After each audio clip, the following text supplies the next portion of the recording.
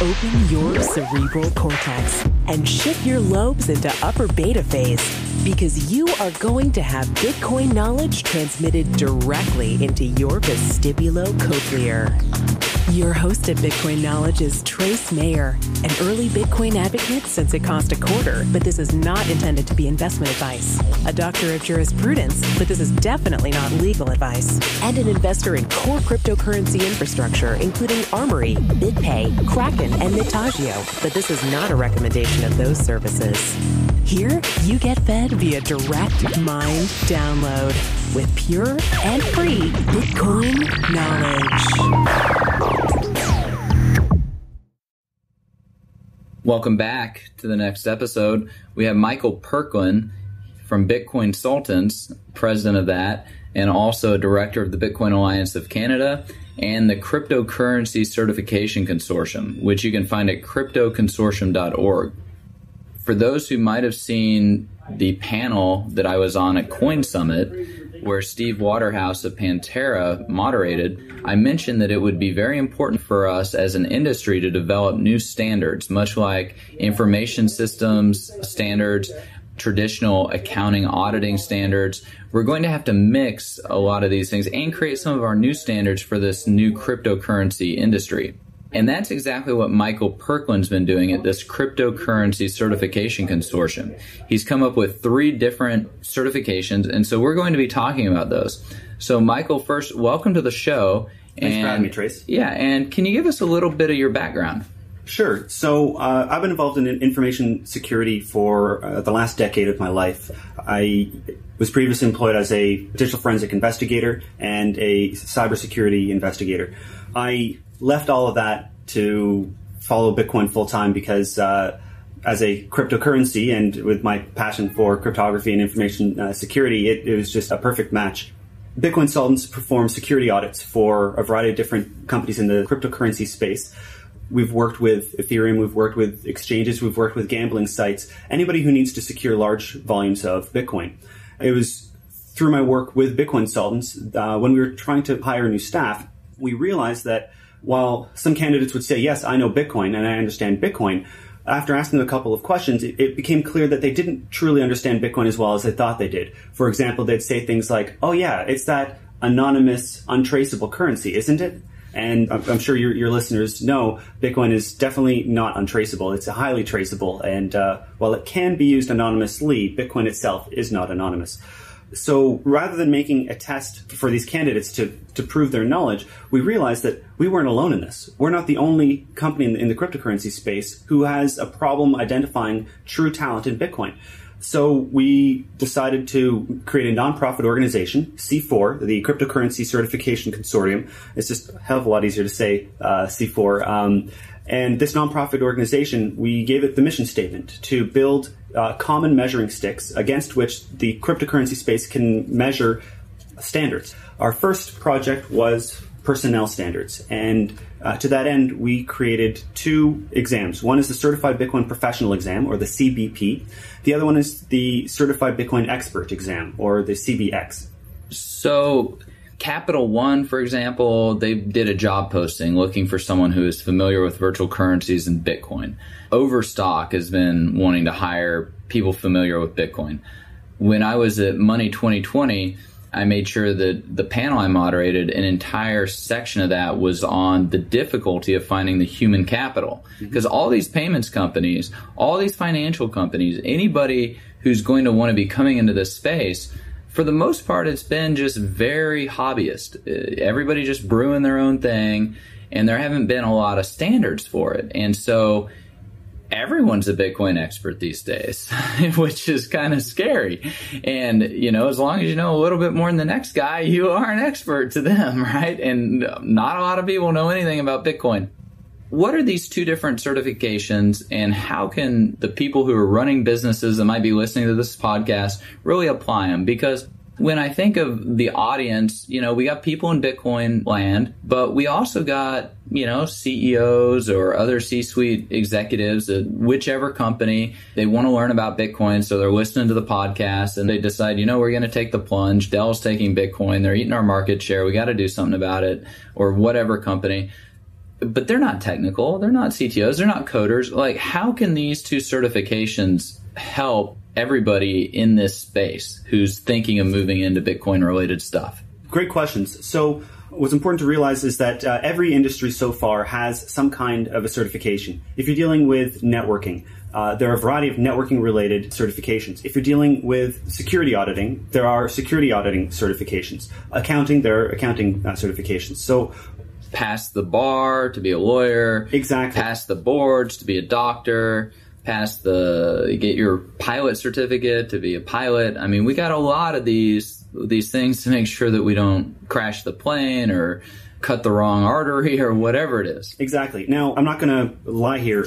There are a lot of very strong professionals out there who know far more than anybody who holds any kind of a certification.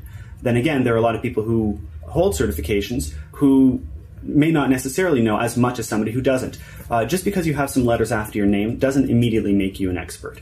But what it does do is that it shows that you have the minimum level of knowledge to attain that. And also you have the drive and the will to pass an exam, to study for an exam, to pass it so that you can show that to your hiring manager. The reason for this is, in most cases, hiring managers don't necessarily understand the subject matter when they're hiring someone. If someone is hiring an accountant, usually it's not another accountant who is making that call. It's an HR person. When you map that onto Bitcoin, most of these companies that you mentioned, whether it's Capital One or Overstock or Amazon, exactly, or like whoever's going to need to hire a Bitcoin expert. The reason why they're hiring a Bitcoin expert is because they don't have one. They don't have that knowledge in-house. So they have no idea how to differentiate between somebody who truly knows Bitcoin or somebody who doesn't know Bitcoin. Other than Satoshi himself walking in and saying, yes, I wrote Bitcoin. The best anybody else can say is, I've studied it a little bit. So what the Certified Bitcoin Professional exam does is it measures people against a minimum amount of knowledge to use Bitcoin. It's the equivalent of a driver's license for a car. This applies to accountants, to lawyers, to sales professionals, to anybody who needs to work with Bitcoin in their daily lives. It covers knowledge points such as, what is a confirmation, and why do you need to wait for a few of them when you're accepting a payment? How many Satoshis are there in a Bitcoin? What is the difference between an address and a key? How do I back up a wallet? How do I restore a wallet? These are all concepts that you and I take for granted because we've been in the cryptocurrency space for a long time. What is a private key? Exactly. Many people who are new to cryptocurrencies, these are completely foreign terms. These definitions are meaningless to them because they don't know how it all fits together. So a certified Bitcoin professional knows how to use Bitcoin. By contrast, a certified Bitcoin expert is somebody who has a very high-level knowledge of the internals of Bitcoin. These are equivalent to the mechanics of the car instead of the drivers of a car. Certified Bitcoin experts can create a transaction manually. They can apply digital signature manually. They can customize the scripts in Bitcoin. They can interact with the API calls and integrate Bitcoin technology in other programs that they're coding. So with these two certifications, it covers all the areas of Bitcoin knowledge, whether you just need to use it in your day-to-day job or you need to program with it. The difference between the two exams is one is online and one is in person. The CBP exam is a 20-minute online exam where you have to answer 75 multiple choice questions. The reason why it's a 20-minute exam for 75 questions is because through a lot of trial and error, we found that the 20-minute mark for 75 questions is the perfect mark where if you know the answers to the questions, if you know the content already, you're able to answer each of these questions no problem. Most people finish the exam with an average of about 14 minutes. Whereas if you don't know the content and you have to use your favorite search engine to look up the answers to each question, you will run out of time and you will not attain the minimum 70% to pass. That's how the Certified Bitcoin Professional exam is structured. And the exam itself was built with collaboration from a lot of already recognized professionals and experts in the field. Names such as Vitalik Buterin, Peter Todd. I myself, of course, helped in it. Andreas Antonopoulos reviewed the exams. All of us sort of came together to build this exam to make sure that it accurately measured the difference between someone who does know and someone who doesn't know. Well, how about this Certified Bitcoin Expert then? Is it online tests also, or are we just kind of handing these out to anyone who can use Google? No, it's not an online exam. The Certified Bitcoin Expert exam, we hope to release it by the end of winter. That is going to be an in-person exam where you have 250 questions that need to be answered on paper.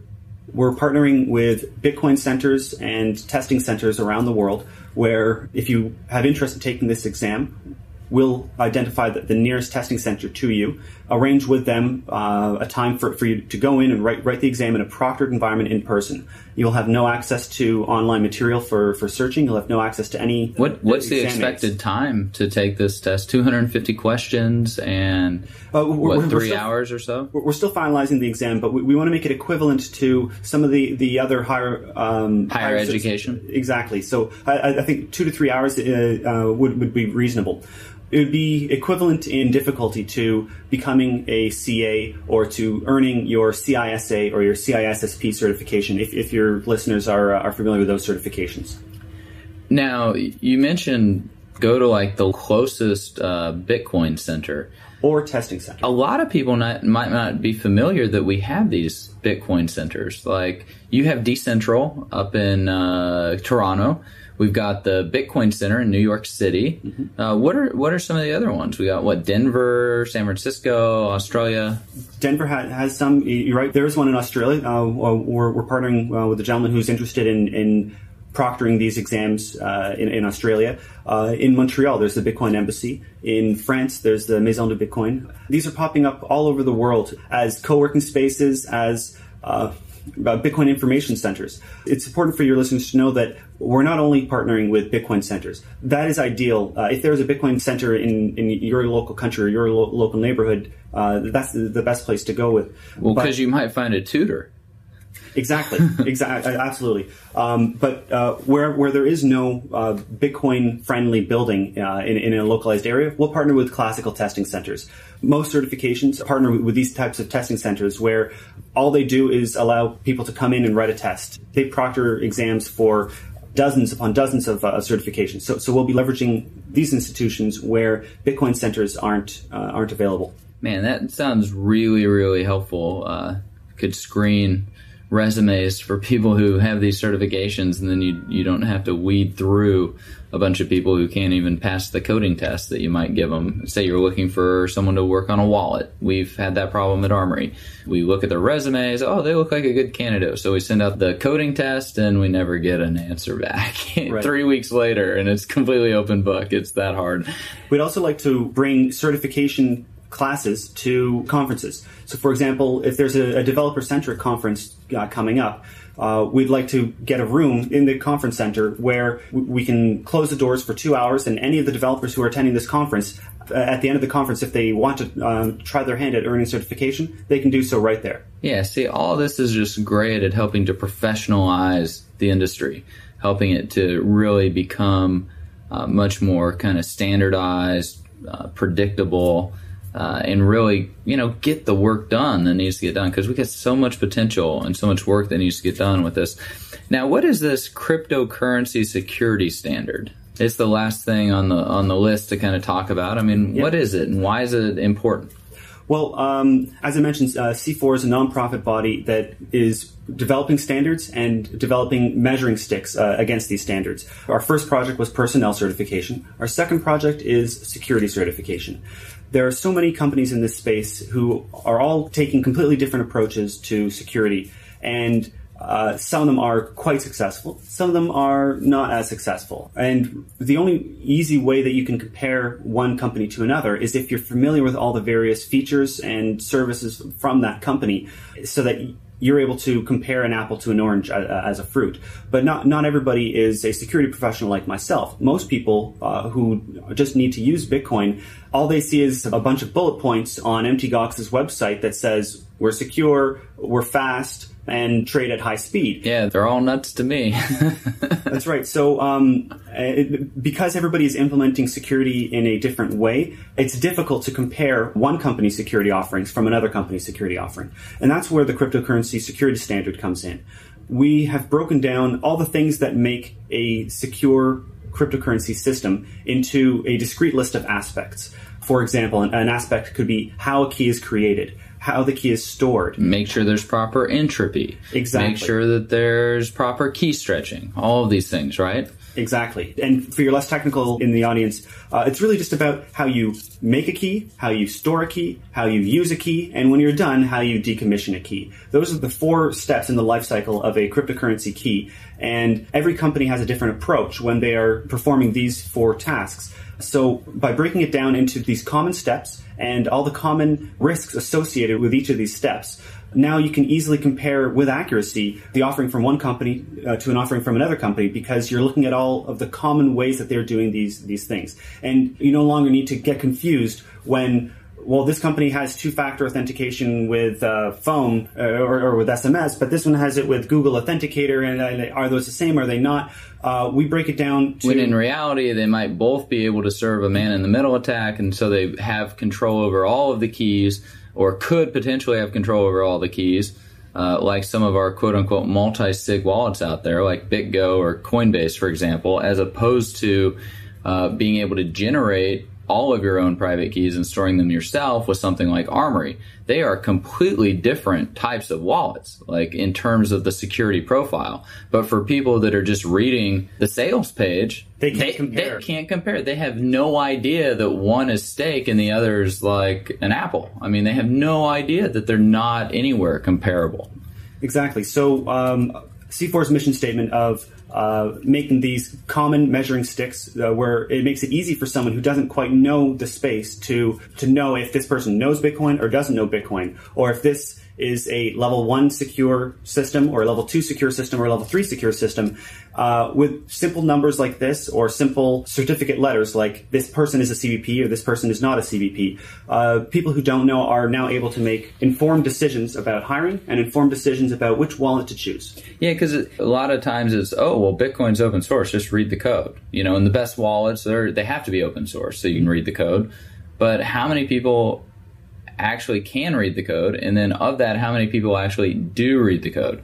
And in this case, if most of our security professionals building the wallets and whatnot have this certification, then they can go and begin certifying their competitors, really. You know, and as long as it's done openly and objectively, and their competitors are going to be the ones certifying them, and you're going to be able to point to the code, and I'm sure all the experts who are certifying, they're you know, if you're not doing it objectively and you have some type of bias, you're going to get called out on it. We have a security working group already in a Google group where we have lots of the CEOs of all the wallet companies, and we're already collaborating on a lot of these best practices. So I really think that this is going to be exciting for helping the community as a whole really raise the security game that they're bringing to the court, because we need to help people secure their private keys.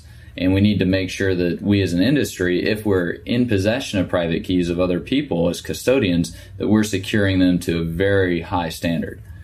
Absolutely. Standards and certifications have made all of the other industries that we deal with in our daily lives a lot more predictable.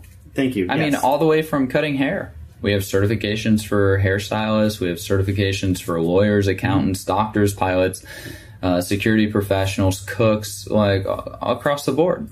And by having these certifications, it opens up many doors for the next level of services. For example, if there are insurance companies that want to provide insurance for a wallet service or for an exchange, they may not know if that exchange is level 1 or level 2 or level 3 or level 4, and being able to do the risk assessment. If there are level 1, 2, 3, 4, it makes it easy for them. But without a common system to know that there's a level 1, 2, 3, or 4, all they can really do is say, well, my developer says that we're secure, therefore you should provide insurance for us. So this common standard of measuring level 1, 2, 3, 4 makes it easy for the insurance companies to get in, makes it easy for the large auditing firms to come in. And I guess it brings Bitcoin to the next level so that the rest of the enterprise players can jump in.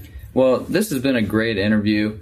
We've had Michael Perklin, a director at Global Alliance of Bitcoin Canada, also the Cryptocurrency Certification Consortium, C4. You can find it at cryptoconsortium.org. Thanks so much for coming and helping build out this Bitcoin Knowledge podcast, which is raining Bitcoin knowledge on us, and then helping us understand who else out there really knows and understands Bitcoin enough that they can also have this expertise and share it with us. Thanks for having me, Trace.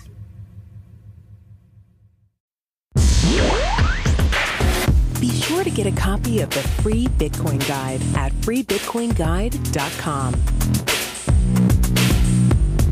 Got a question or suggestion? Record your voice at bitcoin.kn. Don't be shy. To help the show, share bitcoin.kn with friends, post about it on Reddit, and otherwise spam the interwebs. Your iTunes comments and 5-star reviews are very important to us. Please continue tuning in to the Bitcoin Knowledge Podcast, where we release interviews with the top people in the Bitcoin world. Now take some choline and let that Bitcoin knowledge consolidate.